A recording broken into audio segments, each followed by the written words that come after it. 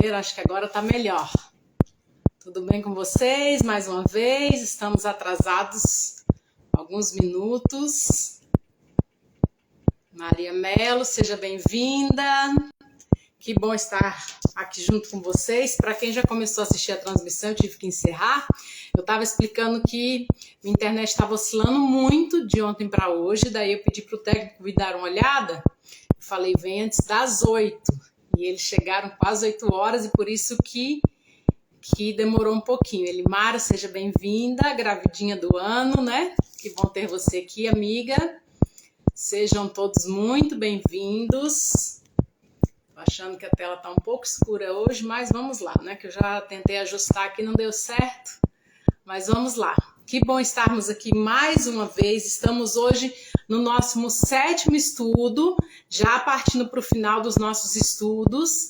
Eu não tenho me preocupado muito com a quantidade de pessoas que estão assistindo ao vivo, porque essa quantidade tem sido potencializada por aqueles que assistem depois, em outros horários. Tá? O tema número 1, a gente está com quase 500 visualizações, e assim o 2, o 3 também eu tenho sempre repostado, e a gente precisa continuar compartilhando para que mais pessoas tenham acesso a essa mensagem. Vocês já sabem, nós estamos na nossa jornada de mesa posta, segundo a palavra de Deus, né? Nós sabemos que a mesa posta é uma tendência mundial desde que começou a pandemia. Já vinha um pouco antes, mas com o início da pandemia foi muito mais divulgado e a gente tem tratado esse assunto muitas vezes não à luz da palavra de Deus. E aqui é um canal onde nós falamos de mesa posta de acordo com a vontade de Deus, porque como nós somos cristãos, em sua maioria aqueles que estão me seguindo, a gente tem o nosso guia, que é a nossa fonte de princípios, que é a palavra de Deus. Né? E um tema tão importante como esse, que é a mesa posta, que mudou a minha vida. Quem me conhece já sabe, né? Eu conto da minha história com os meus filhos em relação à mesa posta. Então a gente não pode deixar de continuar disseminando a palavra de Deus. E aí no estudo 1, 2, 3, até o 4º estudo a gente falou muito sobre a mesa posta na palavra de Deus. Hoje a gente vai continuar, né? Os estudos 5 e 6 foram mais complementares.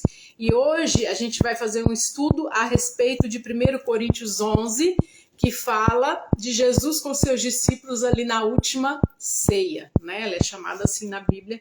A última ceia foi a última vez que Jesus, antes de ser crucificado, se sentou à mesa com os seus discípulos. Então, o tema de hoje é um tema muito contundente, porque eu tenho certeza que o Espírito Santo vai falar ao seu coração, como tem falado no meu, todas as vezes que eu estudo, né? E estava agora há pouco ainda recapitulando novamente, e mais uma vez o Espírito Santo falou comigo, porque a Bíblia ela é assim, ela transforma, né? Ela muda, ela vai entrando realmente como uma espada, né? De 2 gumes que penetra e vai fazendo as mudanças. E em relação à mesa posta, isso não é diferente. Andressa, tudo bem? Que saudade. Flavinha já entrou. Marcinho, meu filho, que mora em Coxim, beijo. Venha me ver, aproveitar, a gente sempre faz isso, né? Chamar a atenção dos filhos ao vivo, olha que coisa. Mãe sendo mãe, né? Isso é só para comemorar o Dia das Mães, tá, gente? Mas vamos lá, vamos ao estudo da palavra de Deus. O texto é 1 Coríntios 11, versos 23 a 26. Não sei se você está com a sua Bíblia aí nesse momento, mas se não estiver, confie em mim que eu estou lendo o texto certo. Depois você faz que nem os Tessalonicenses, vai conferir se eu estou lendo certinho, hein? 1 Coríntios 11, e aí a gente vai ler dos versos 23 ao 26. Antes, porém, como de costume, vamos orar? Feche seus olhos onde você estiver, se for possível. Senhor nosso Deus, muito obrigado por mais esse dia de trabalho, porque estamos aqui mais uma vez para estudar a Tua Palavra. Teu Santo Espírito está conosco, tem nos impressionado com essas mensagens, continua trabalhando no nosso coração. Obrigado porque o Senhor tem misericórdia de nós, porque o Senhor morreu na cruz para nos salvar e porque a salvação é de graça. Obrigado por tudo que tem feito por nós e a nossa família. Continue conosco agora a estudarmos a Tua Palavra. Eu te imploro em nome de Jesus. Amém. Vamos ao texto, então? 1 Coríntios 11, 23 a 26. Diz assim: porque eu recebi do Senhor o que também vos entreguei. Acho que vamos ver se o texto... Isso, é isso mesmo. Vamos lá. Porque eu recebi do Senhor o que também vos entreguei, que o Senhor Jesus, na noite em que foi traído, tomou o pão e, tendo dado graças, partiu e disse: isso é o meu corpo, que é dado em favor de vocês. Façam isso em memória de mim. Da mesma forma, depois da ceia, ele tomou o cálice e disse: este cálice é a nova aliança no meu sangue. Façam isso sempre que o beberem em memória de mim. Porque sempre que comerem deste pão e beberem deste cálice, vocês anunciam a morte do Senhor Jesus até que ele venha. Quando Jesus percebeu que os dias do seu ministério na terra estavam chegando ao fim, o que Jesus fez? Reuniu seus discípulos para ter com eles uma última conversa. E eu sempre digo aqui, né, nos nossos estudos, que o ministério de Jesus todo foi feito ao redor de uma mesa. Quando ele queria aconselhar, quando ele queria demonstrar graça, quando ele queria curar, quando ele queria ter conversas difíceis, o que ele fazia? Ele se reunia com as pessoas, né, principalmente com aquela a quem ele queria tocar, e comia uma refeição com elas. Porque, a gente já estudou isso aqui, quando a gente se senta à mesa, a gente derruba os nossos muros, a gente se sente à vontade, então a gente dá abertura e acesso às outras pessoas que partilham conosco do alimento. E aí Jesus fez isso em todo o seu ministério, não seria diferente antes de sua morte. Ele sabia que aquela era a sua última noite com os discípulos, e o que ele fez? Pediu para os discípulos prepararem um local, prepararem uma refeição, que naquela época era muito simples, principalmente porque eles estavam comemorando a Páscoa, né? Era uma comemoração que nós, como cristãos, comemoramos até hoje, que serve para nos lembrar do sacrifício de Jesus e também da tirada do povo de Israel do Egito, da libertação. Então era comum entre os judeus que uma vez por ano fosse feita então essa cerimônia para agradecer e lembrar que o povo tinha sido liberto do Egito, da escravidão do Egito. E aí aconteceu que Jesus também, perto de sua morte, deu certo ali, coincidiu com a data da Páscoa, né? Claro que não coincidiu, porque na palavra de Deus e nos atos de Deus nada é coincidência, tudo é proposital. Mas enfim, eles estavam ali reunidos, né? Porque Jesus queria ter uma última conversa com os seus discípulos. E essa refeição era essencial para o propósito de Jesus. Porque através dessa última conversa, mais uma vez, Jesus queria dizer aos discípulos o que iria acontecer. Não só o que iria acontecer, como deveria acontecer, e dizer a eles: não se apavorem, eu estou no controle de tudo. E o Senhor continua dizendo isso, né, no decorrer da nossa vida. Talvez o Senhor tenha dito isso hoje a você durante o dia, durante essa semana, né? Talvez ele tenha dito: fique calmo, eu tenho controle de tudo. E aquela refeição com os discípulos serviu mais uma vez para que Jesus os consolasse, os confortasse e desse a eles a certeza, a segurança de que muitas coisas ruins iriam acontecer, mas que ele estava no controle de tudo. E aí Jesus, depois de uma conversa interativa, eu tenho certeza que todos estavam muito tensos, Jesus já estava prevendo que isso iria acontecer, embora alguns dos discípulos não acreditassem, mas o Senhor Jesus ia falando sobre isso, vez ou outra, sempre que ele tinha oportunidade, ele dizia aos discípulos que aquilo ia acontecer. E dizia a eles que não, ele não seria um rei terrestre, um rei terreno. Mas ele deveria ser morto para depois de muito tempo ser glorificado, né? E aí, depois dessa conversa interativa, eu tenho certeza que Jesus fez um quebra-gelo. O que aconteceu? Jesus tomou o pão e o partiu. Nós sabemos, como cristãos, que o pão que foi utilizado, que era utilizado na Páscoa, era sem fermento, ou seja, era um pão plano, né? O mesmo pão que a gente utiliza nas nossas cerimônias de Santa Ceia, nas nossas igrejas. E aí ele se parecia com um biscoito. Está com barulho. Agora que eu estou ouvindo aqui. Espera aí. Deixa eu tirar. Acho que eu vou ficar sem o fone, ver se vocês estão me ouvindo. Sem o fone.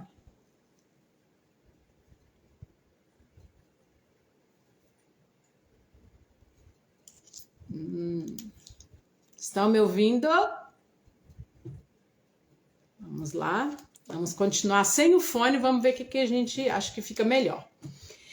E aí, Jesus partiu o pão, que era parecido com um biscoito, né? E aí, quando Jesus partiu o pão, esse provavelmente se dividiu em 2 pedaços irregulares. Aí, agora a Flávia disse que está me ouvindo.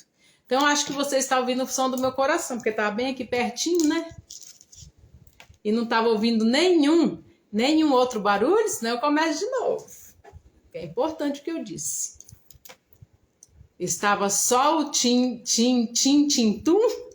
Ou estava ouvindo a minha voz? Só para eu me localizar aqui. Tudo certo? Me ajuda e me responde. Era só o coração sem voz?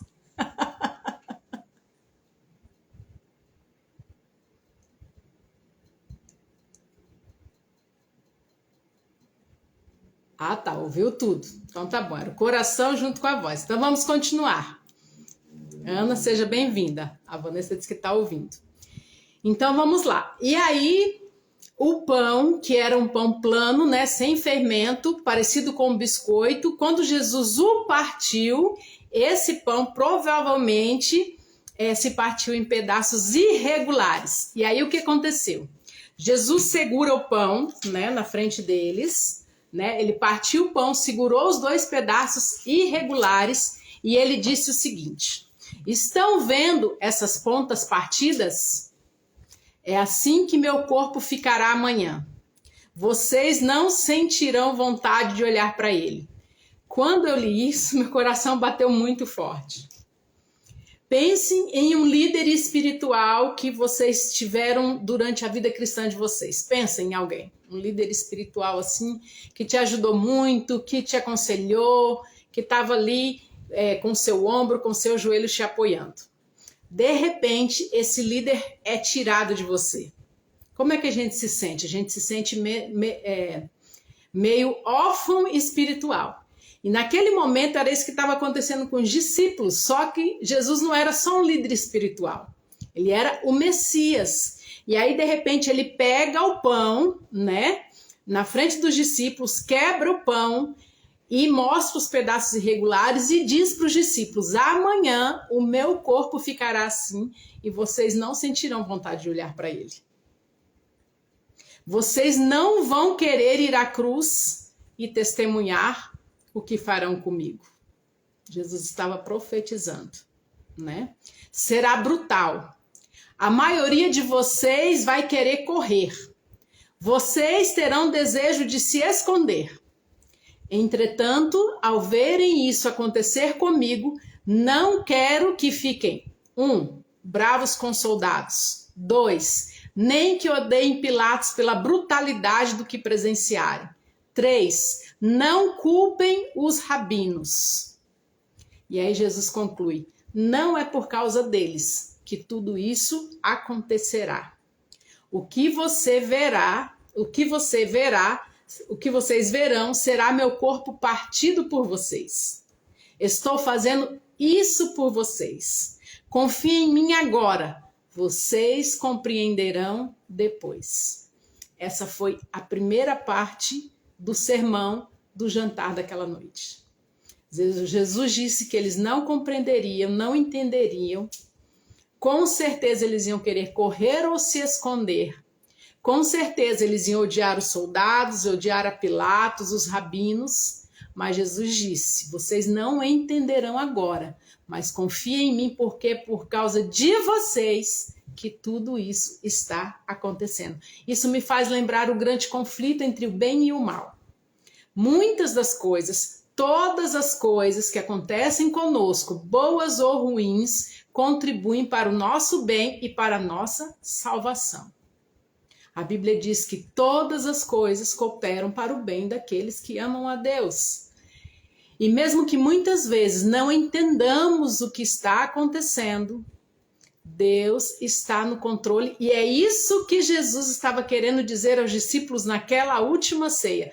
Eu estou no controle.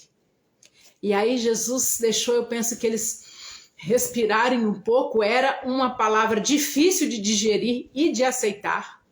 Jesus deixou eles tomarem um fôlegozinho e logo depois Jesus pegou o copo, ergueu o cálice e disse: estão vendo esse vinho? É vermelho escuro como a cor do sangue. Concordam? Saibam que amanhã vocês verão mais sangue do que imaginavam ser possível jorrar do meu corpo. Mas quando virem meu sangue ser derramado por vocês na cruz, quando o meu lado for perfurado com uma lança, saibam que este é o sinal da nova aliança que faço com vocês. Eu morrerei, mas nunca os deixarei. Sei que é difícil entender agora. Parece impossível, mas vocês verão e um dia se lembrarão das palavras que lhes falo hoje. Na verdade, quero que se lembrem de mim e do que farei por vocês. Quero que saibam que sempre podem vir até mim, mesmo quando eu me for. Que mensagem difícil. O Senhor mostra o cálice, diz que muito mais do que o vinho que havia naquele cálice, haveria muito sangue jorrado, mas que quando os discípulos virem seu sangue ser derramado, eles deveriam se lembrar de que Jesus estaria com eles todo o tempo, Jesus estava fazendo aquilo por eles e eles só iriam entender depois. E aí Jesus confirma mais uma vez a promessa de que sempre estariam com eles. Então Jesus disse aos discípulos algo muito interessante. Jesus termina dizendo aqui no verso 26, né? No verso 26, porque todas as vezes que comerdes este pão e beberdes esse vinho, anunciais a morte do Senhor até que ele venha. E aí Jesus diz algo interessante. Façam isso em memória de mim. E agora eu pergunto para vocês, o que Jesus quis dizer quando ele disse essa frase? Façam isso em memória de mim. O que os discípulos deveriam fazer que seria em memória de Jesus? O que estavam fazendo enquanto Jesus conversava com eles e lhe dava uma lição de vida ilustrada?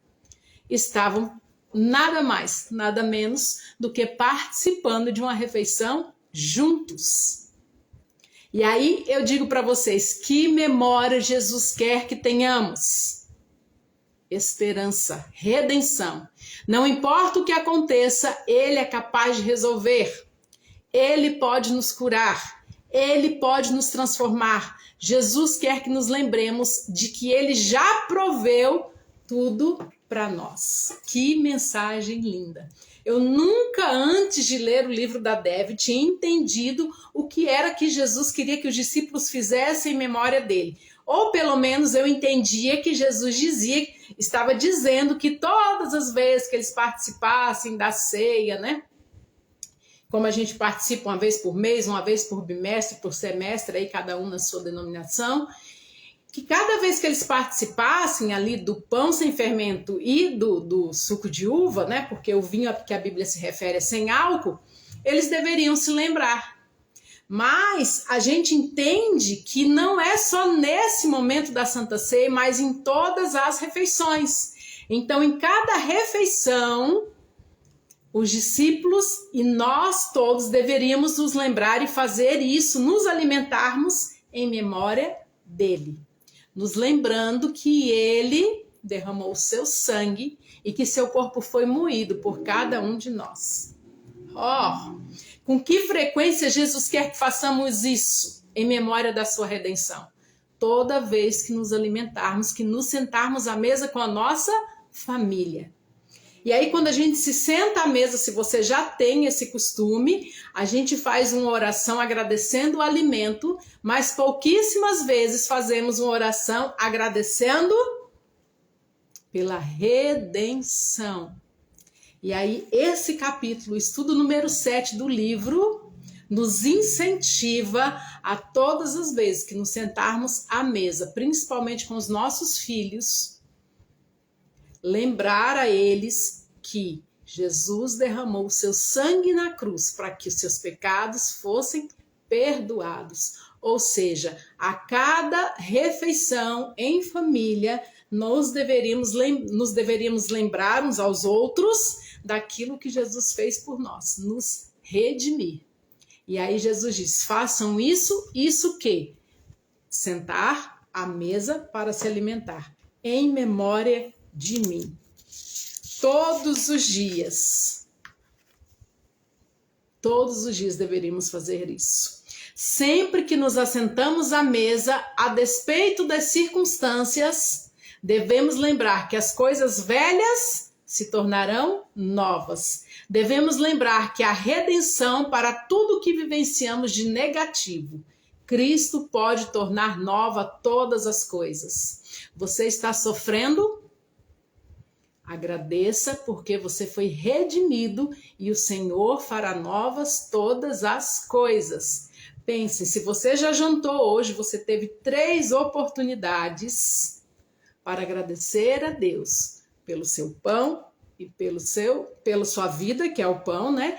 E pela sua vida, que é o sangue. Agradecer pela redenção, por aquilo que foi derramado na cruz por você. E a gente quase não faz isso. Olha que chamado.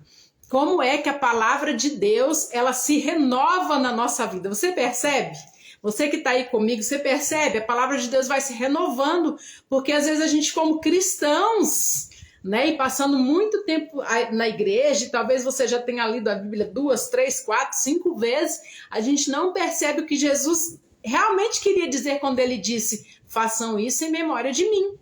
Façam isso o quê? Nos alimentarmos à mesa. A cada refeição, nossa família deve ser lembrada que o sangue de Jesus foi derramado para a salvação dos nossos pecados. Jesus disse que sempre que nos reunirmos à mesa, quer que nos lembremos de seu plano de redenção. Todos os dias da nossa vida, não é só uma vez por mês na Santa Ceia da igreja, não é só a cada bimestre, a cada trimestre, a cada semestre, no final do ano, não. Todos os dias da nossa vida.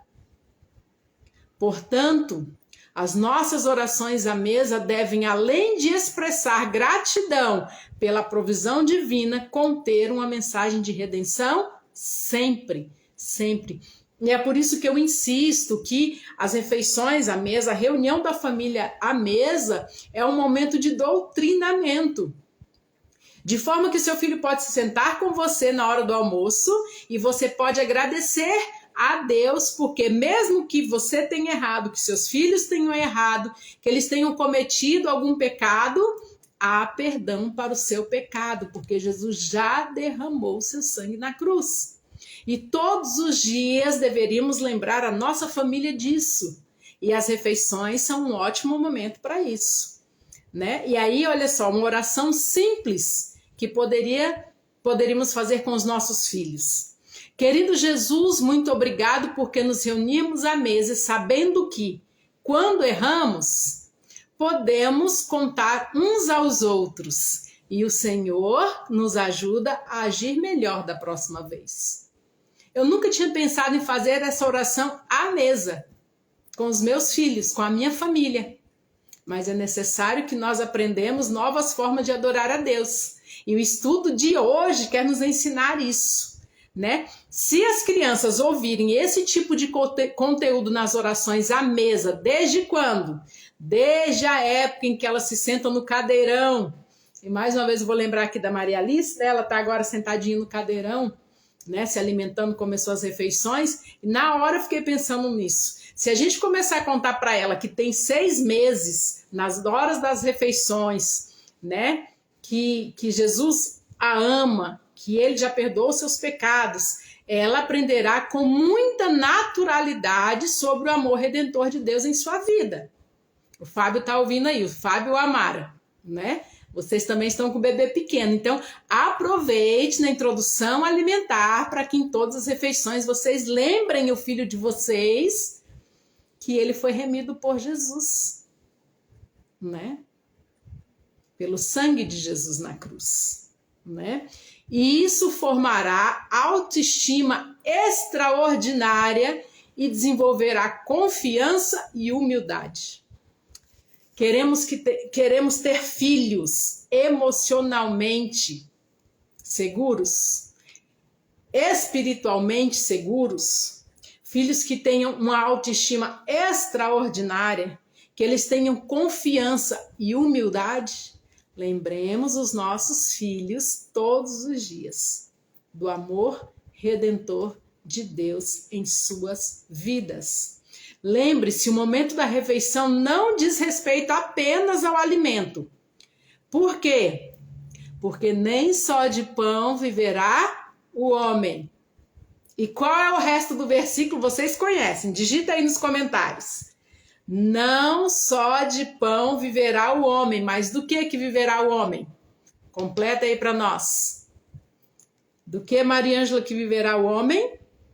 Do que, Fábio, ou Mara, Gabi? De toda palavra que procede da boca de Deus. Então, os momentos das refeições não são somente para agradecermos pelo alimento, mas pelo ato redentivo de Cristo.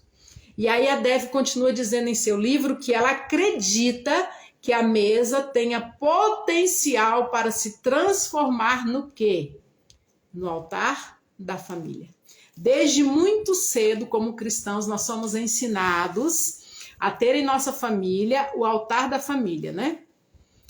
Somos ensinados que devemos fazer o culto familiar com os nossos filhos, né? Somos ensinados de que deveríamos ter um culto pela manhã, agradecendo pela noite, e um culto à noite, agradecendo pelo dia que tivemos, mas pouquíssimas vezes somos ensinados ao quê? A fazermos da mesa das refeições esse altar. Então a gente pode utilizar o momento das refeições para fazer o nosso culto matinal e o nosso culto vespertino. Olha que ideia maravilhosa. E aí, nesse momento das refeições, a gente inculcar na cabeça dos nossos filhos a palavra de Deus, não só agradecendo pelo alimento, mas também os fazendo lembrar de que os seus pecados foram pagos na cruz do Calvário. Nós cremos que existe uma presença sobrenatural em ação quando nos reunimos à mesa.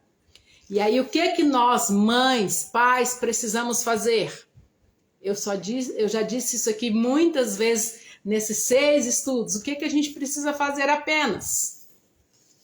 A gente precisa apenas preparar a comida. E aí a gente deixa o resto com Jesus. Porque quando a comida está pronta, estamos sentados à mesa. Quem é que chega para o jantar? Quem é que vem jantar conosco? Nós sabemos. Apocalipse 3:20 diz que Jesus chega à porta e bate. Se alguém ouvir a sua voz e abrir a porta, ele vai entrar e ele vai jantar conosco, ele vai almoçar conosco, ele vai tomar café da manhã conosco. Que coisa mais linda. Precisamos usar isso a nosso favor, a favor da nossa família, a favor da redenção da nossa família, a favor do doutrinamento dos nossos filhos. Isso é o que Deuteronômio 6 diz, que deveríamos o quê? Inculcar na vida dos nossos filhos a palavra de Deus, e é um verso que eu tenho usado aqui em todos os nossos estudos. Andando pelo caminho, assentando-se, levantando, devemos pregar nos umbrais das portas, devemos falar o tempo inteiro, buscando na escola, buscando na natação, levando para o futsal, levando para a igreja, trazendo das reuniões da igreja. Em todos os momentos deveríamos aproveitar a oportunidade para falar do amor de Deus para os nossos filhos. E as refeições são uma ótima oportunidade. Uma ótima oportunidade. Olha só. As conversas à mesa sempre consistem num diálogo, não no sermão. Se lembre disso, pais. Use termos simples, reforçando a todo tempo a esperança da salvação e o amor de Deus na vida da sua família.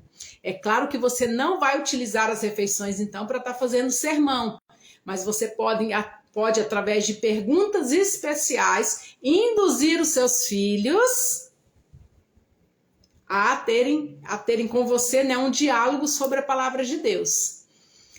O ano passado eu fiz uma live para pais de adolescentes, não sei quantos se lembram, foi até o lançamento de uma fábrica de açaí de um amigo aqui na cidade, e aí eu fiz uma live sobre adolescentes, e naquela live eu falei de um PDF que eu tenho um material preparado com perguntas que você pode fazer para os seus filhos, que os induzirão a se abrirem, né? Porque parece que é tão difícil a gente conversar com os nossos filhos, né?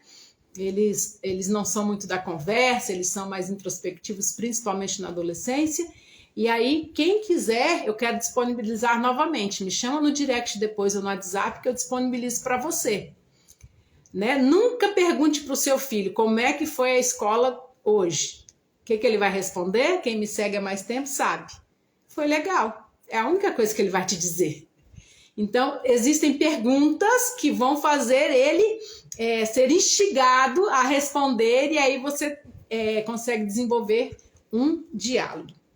Jesus disse que em todas as refeições devemos intencionalmente nos lembrar do propósito do seu corpo partido, do seu sangue derramado para a nossa salvação. Nas orações à mesa devemos incluir o amor de Deus e sua disposição para perdoar. E agora eu quero dar uma dica de oração para quem tem filhos pequenos, tá? Prestem atenção, nós podemos orar assim. Eu vou dizer aqui a oração, mas você pode usar depois com as suas palavras, né? Você precisa pegar só a mensagem central da oração. Querido Jesus, obrigado por amares nossa família e por este tempo que temos juntos. Ajuda-nos a sentir que o Senhor está bem perto de nós. Obrigado porque se qualquer um de nós tiver feito algo de errado, tu nos perdoa se pedirmos. Ajuda-nos a sempre te agradar. Obrigado pela comida e conserva a nossa saúde. Em nome de Jesus, amém. Quando nós tivermos visitas em casa também, visitas não cristãs, podemos fazer um outro tipo de oração. E talvez a nossa oração já seja a própria pregação do Evangelho, né? A mesa é o lugar onde alimentamos o corpo, saramos as emoções e nutrimos a alma. Quando reunimos nossa família em torno da mesa e a transformamos num altar, tenho a convicção de que a presença redentora de Jesus nos encontra ali de maneira poderosa e sobrenatural. Quer sentir a presença sobrenatural de Jesus transformando a sua vida, a vida da sua família? Reúna-se à mesa. Façam isso em memória de mim. Foi uma das últimas instruções que Jesus deu a seus discípulos naquela noite, antes da crucifixão. Façam isso em memória de mim. Eu quero que você grave essa parte do verso na sua cabeça para os próximos dias, pelo menos até a próxima terça-feira. Escreve num papelzinho, cola no volante do carro, cola na porta do guarda-roupa, cola no espelho do banheiro, cola na porta da geladeira, cola na pia. Escreve à mão mesmo e coloca lá. Façam isso em memória de mim. Melhor ainda, escreva num papel e coloque sobre a mesa das refeições, para que vocês, como família, façam isso em memória dele. Lembre-se, a mesa é um lugar onde você pode relembrar a sua família, o quanto eles são preciosos, tão preciosos que valem o sangue do próprio Jesus. Aproveite esses momentos. Façam isso em memória dele. Eu quero orar por você e pela sua família nesse momento. que nós possamos aproveitar todas as oportunidades para inculcarmos na vida dos nossos filhos, da nossa família, o amor de Deus. E essas refeições à mesa são essas oportunidades que o Senhor nos dá. Feche os seus olhos, vamos orar. Senhor nosso Deus, muito obrigado por nos fazer lembrar e nos fazer entender o que realmente o Senhor queria dizer aos discípulos quando disse essa frase. Que nós possamos fazer todos os dias as nossas refeições em família. E que essas refeições, através delas, possamos nos lembrar de que o Senhor quer nos alimentar não só com o pão, mas também com a tua palavra. Que tenhamos forças para desenvolver conversas edificantes, que tenhamos sabedoria para desenvolver conversas edificantes. Que deixemos de falar sobre as pessoas, sobre as coisas ruins que estão acontecendo no mundo, mas que o nosso foco principal possa ser o Senhor Jesus e a transformação que o Senhor pode fazer em cada um de nós. Cuida de nós, da nossa família, e continua conosco até aquele grande dia, quando o Senhor voltar para nos buscar. É o que eu te peço e agradeço em nome de Jesus. Que Deus possa te abençoar. Muito obrigado por você ter ficado aqui. Talvez você vai assistir essa live só posteriormente. Não deixe de deixar o seu comentário. Como eu já expliquei, isso faz com que o Instagram entenda que a mensagem é relevante e ela pode ser levada para mais pessoas. Que Deus possa te abençoar. Até a próxima terça, onde nós partiremos para o nosso 8º estudo. Se você quiser adquirir o livro Família à Mesa, da Deb Titus, tá? Nas livrarias do Brasil, esse menorzinho a gente não tem mais, eu falei sobre isso, né? O de bolso, mas a gente tem o maior que fala também sobre a mesa e as famílias, a experiência da mesa é o nome dele. Que Deus possa te abençoar, fiquem com Deus e até a próxima terça.